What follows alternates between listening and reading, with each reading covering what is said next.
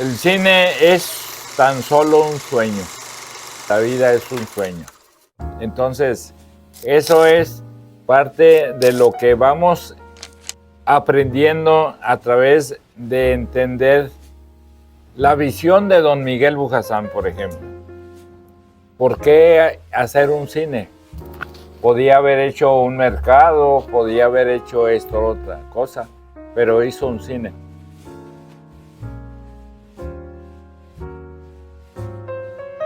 Que tú entrabas y era una cosa enorme el cine, precioso estaba el cine, las columnas, la elegancia, pero yo nunca supe hasta hace poco que fue uno de los cines más elegantes de América Latina cuando su inauguración y que vinieron artistas a inaugurar. Sí, este fue la noche oficial de la inauguración oficial con deseada, ajá.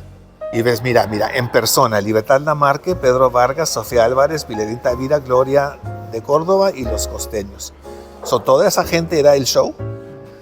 Así es que eran eventos así de buena categoría, eran de artistas conocidos, no era gente así que salían debajo de las piedras, eran gente con carrera y muy suave. Mira, el cine de Bujasán era un ícono teatral, porque al entrar uno parecía que estaba entrando a una sala de esas que solo veía uno en las televisiones, en las películas de primera clase. Por ejemplo, el cortinaje del cine Bujasán, extraordinariamente fino. Se veía una tela de esas que es bastante cara, terciopelo, cosas así. Y cuando venían las premiers de esas películas de primera clase, Ben-Hur, imagínate a Pedro Infante en sus mejores momentos, a los artistas, por ejemplo, mundiales como Elizabeth Taylor, Cleopatra y demás, pues había colas inmensas y luego íbamos a ser sentados por alguien en algún lugar, en una butaca espectacular, y de esa manera el cine era algo interesantísimo. No cualquier película buscaban, sino buscaban las que tuvieran pegue. Don Miguel fue mi abuelo, él fue el que empezó, después mi papá era Jorge, y ahora mi hermano Jorge es el que maneja lo que queda de los edificios. Cabían como 2,400 personas sentadas en las butacas.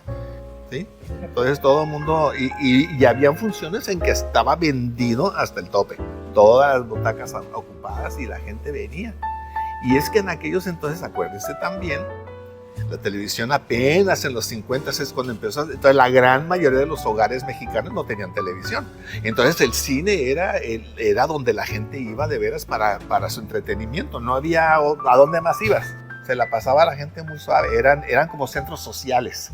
Llegaba aquí la gente, todo el mundo se conocía, se saludaban, se tomaban el cafecito, se hacían el plan para verse en el cine, para ir a ver la movie, y pues así era.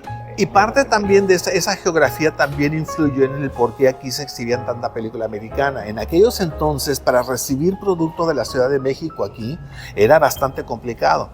No tenías, por ejemplo, las líneas aéreas que tenemos ahorita, todo era por tierra. Entonces, era mucho más fácil irte a Los Ángeles a recoger tú mismo la película y traértela que esperar a que te llegara el producto allá. Y eso era la realidad aquí en la frontera con muchos productos, no nada más con los productos cinematográficos. Estábamos mucho más cerca que California, donde todavía, que de México.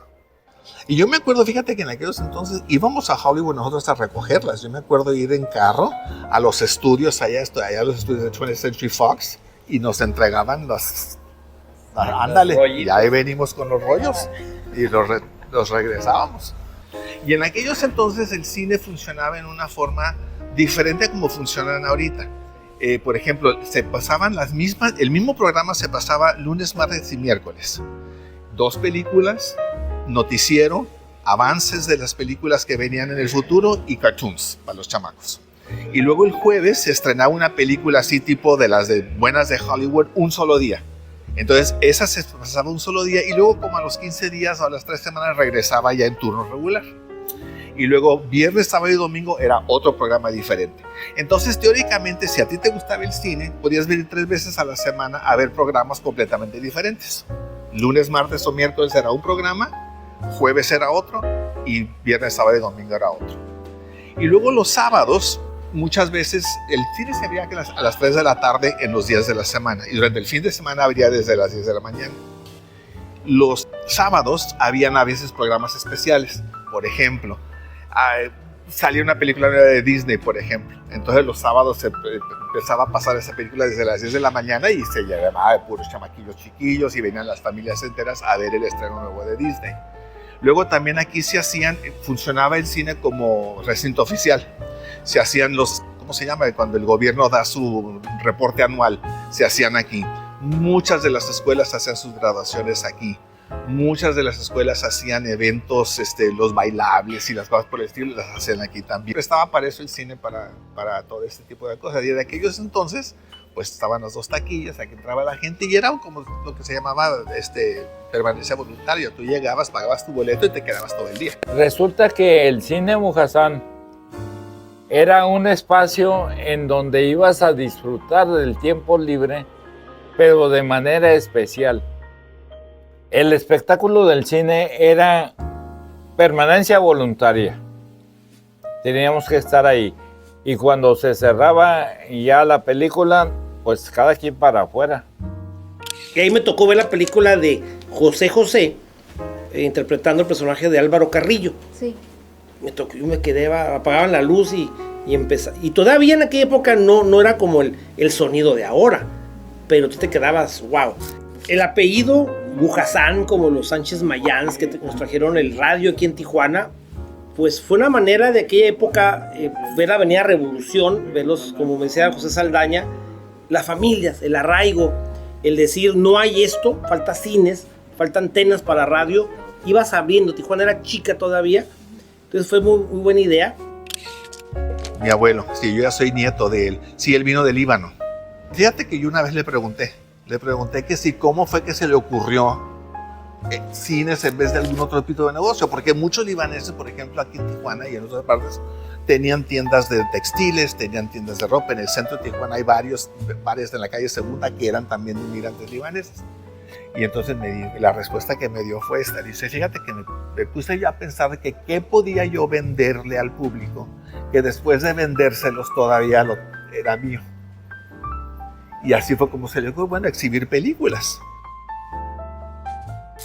Cuando cambió de este tipo de cines a los multicinemas, allá en los años 70 más o menos, no me acuerdo exactamente quién estaba en el gobierno, se nacionalizó la industria. Entonces nosotros quedamos como dueños de los edificios, pero ya no manejábamos lo que se exhibía, ni qué tipos de películas eran, ni qué tipos de programas se hacían, todo eso cambió.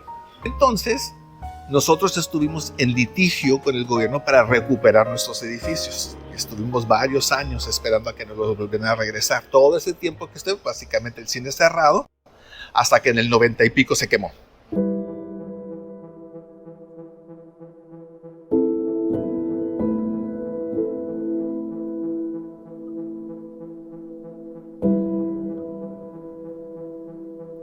El incendio que acabó con el cine era en el tiempo cuando los edificios todavía no los recuperábamos. Entonces la operadora de teatros lo rentaba y venía ese actor que hace esa obra de teatro de la señora presidenta o algo que se llama, no me acuerdo cómo se llama. Y andaba buscando dónde rentar. Entonces el gerente de aquellos entonces vino y querían ver que funcionaran los telones y todo, y prendieron todo lo eléctrico para ver que funcionara y se les olvidó apagarlo cuando se fueron. Y hizo corto en la noche, y eso fue lo que ocasionó el incendio. Entonces ya cuando por fin recibimos de nuevo los edificios, ya no era apto hacerlos para cine. Un cine como este hoy en día no va a funcionar. La gente no va a ir a un lugar así donde nomás hay una pantalla con una película. Se van a ir al Cinépolis, donde pueden estacionarse allí, ir a comer, ir de compras, irse a ver la película, y tienen 14 o 16 o 20 películas que escoger ese mismo día. Básicamente teníamos el espacio y nosotros ya no podía funcionar como cine. No lo podíamos tumbar porque cuesta una fortuna, por ejemplo, tumbarlo y hacer otra cosa. Y entonces digo, pues, ¿qué hacíamos? Entonces, básicamente era un espacio que nosotros nada más teníamos disponible para rentarlo, para quien quisiera rentarlo. Entonces, tuvo muchas encarnaciones. Lo rentó un grupo que se llamó Multiculti, no sé si supieron de ellos. Entonces, y Multiculti básicamente eran unos promotores de música, y ellos también eran músicos, y pues ellos estuvieron un tiempo trayendo grupos musicales, ya sean cosas, y lo que tiene el lugar es que tiene una acústica muy buena, aún sin techo. Entonces se presta para eso. Los grupos musicales que han venido, hasta Julieta Venegas, mucha gente así, les gusta, porque está muy bueno para este tipo de eventos. Entonces todo eso estuvo muy suave y funcionó muy bien hasta cuando se colapsó la economía en el 2008. Entonces cuando vino ese colapso de la economía, entonces eso como que pasó a la historia. Luego empezó a aumentar la violencia, entonces ya no habían eventos tampoco. Y eventualmente pues lo rentó ahora el observatorio, y ahora es universidad. No, pues está bien suave. ¿Qué opinas de la renovación del cine Bucasán ahorita? O sea, Me parece que es una decisión para aplaudirla. Para aplaudirla. La verdad es que sí es importante que el pasado no se pierda. Tú vas a reconstruir este espacio y vas a gastar una cantidad increíble de dinero. Entonces, hacer algo como lo está haciendo esta familia es de aplaudirse. El Bujasán tiene ahorita, como centro cultural, la buena idea, que ya lo viví. Ahí vi como la 6ª vez el Guasón, por ejemplo, ahí. O sea, llegar, que hubiera sofá, las palomitas a 15 pesos, y en una noche estrellada y hermoso. Que el escenario es un inmueble histórico como los cines, pues. Sí. ¿Usted cree que al señor Bujasán le gustaría ver cómo está funcionando? Yo creo que sí. Yo creo que sí, porque como te digo, él tenía como que ese amor cívico. Creo que a él le hubiera estado muy contento de ver, bueno, si no puede ser cine como él lo ideó, pues qué bueno que ahora es un centro educativo, porque eso es bueno para el futuro de Tijuana, como quien dice uno, ¿no? Y eso era siempre lo que a él lo motivaba. Y por eso nosotros también estamos contentos de que eso sea.